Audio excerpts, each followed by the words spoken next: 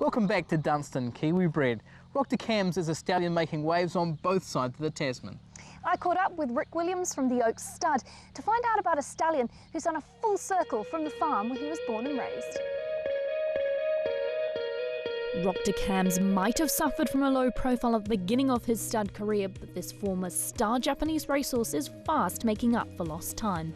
Bred by the Oaks Stud's Dick Carriman, Roc De Cambes is a son of champion stallion Red Ransom and Fairy King mare Fairy Lights, who made his way to Japan as a yearling and quickly left his mark on racing there. He won 4 of his 6 starts there at 3, including the Group 2 Japanese St. Leger Trial and Group 3 Nikkei Show, as well as placing in the Group 1 Japanese St. Leger. Injury forced his retirement at 4, and the Oaks Stud general manager Rick Williams was delighted to secure him for the Cambridge Stud. He started off with a very small base of mares. We bred the horse and sold him at the Sydney Easter Sale, and Shadow Farm bought him, and he had a phenomenal career up there. Came back, and I just don't think anyone really recognised the Japan form at the time and what a great horse he was. He was the highest rated 3-year-old of his year. We ended up only covering, I think, about 70 mares with him, and most of them were the Oaks own mares, and we had a few difficulties. But since then, he's gone up and up and up, and he actually covered his biggest book of mares last year. So I think a low base to start off with and a little bit of bad luck, but I think his 3-year-olds of this year are going to put him on the map.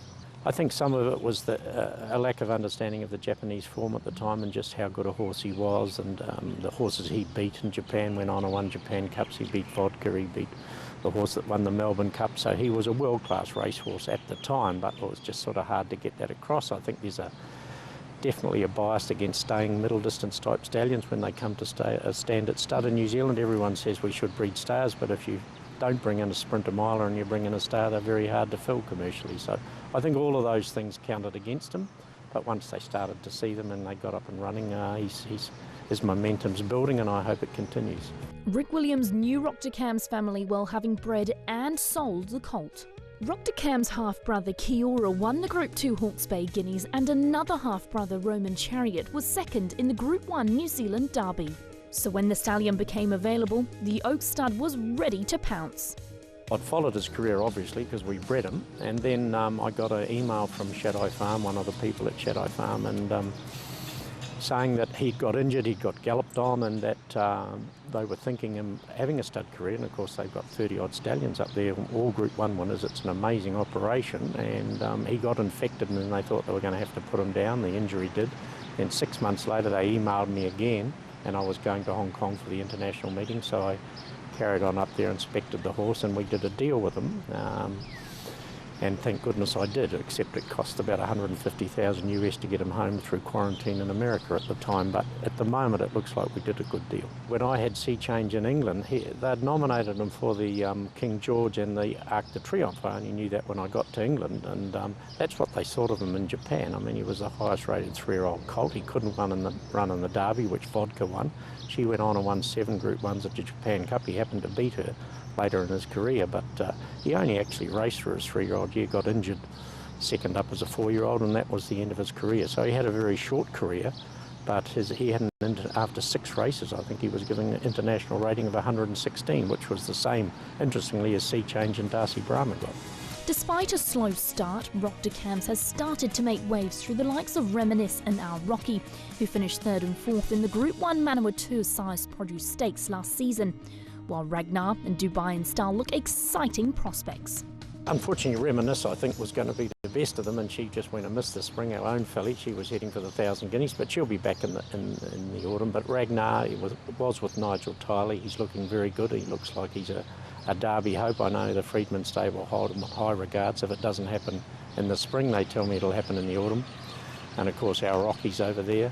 The horse I like in New Zealand at the moment is Ralph Manning's Dubai in Style. I understand he's going to run in the 3-year-old race at Wellington and then go on to the Guineas, but I also understand he's under offer at a huge price to Australian owners, so he may be doing his future racing out of Sydney. So it's really important for him to have a big year this year. He has to, and if you have a big year, you go up. If you have a bad year, you go out, unfortunately. How have you found that he's stamping his sort of progeny? Well, he's a big, strong red ransom horse, if you've seen, out of a very good mare, and he pretty much leaves them like himself. But he's a big, kind horse. He's a beautiful horse to do anything with. He's easy in the breeding shed, he's easy in the paddock, and it seems that he's imparted that temperament to his progeny, and that big, kind style of horse with a lot of bone. They will take a little bit more time, but he certainly looks as though he's going to leave very good 3-year-olds. Standing at $5,000 plus GST, Roc De Cambes is attracting a strong following among smaller breeders, but nobody has backed the stallion as much as the Oak stud itself. He's an interesting horse because he's out of a mare by Fairy King, so I've been breeding back into that nuri of Fairy King. He's actually a horse that suits Darcy Brahma and Bachelor Duke and Sakhee Secret's mares, was one of the reasons that he appealed to be on our stallion roster. We probably had a long-term strategy of breeding all our stallions back to the daughters of our other stallions, so only time will tell whether that's a clever move or a silly move, but that's really our long-term philosophy. And for the future, where do you see him as he progresses through? Well, I hope he turns out to be a great sire of classic 3-year-olds and cup horses. There's definitely a huge swing back by the Australian buyers to buy horses that'll get middle distance. Now they can buy the European stars, but obviously they can't run at 3 in Australasia, so let's hope we can fill that part of the market.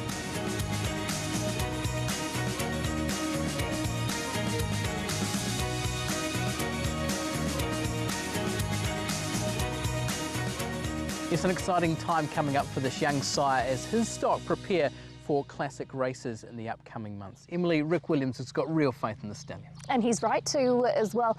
Exciting with those big races coming up at Flemington soon, and of course runners at Riccarton as well.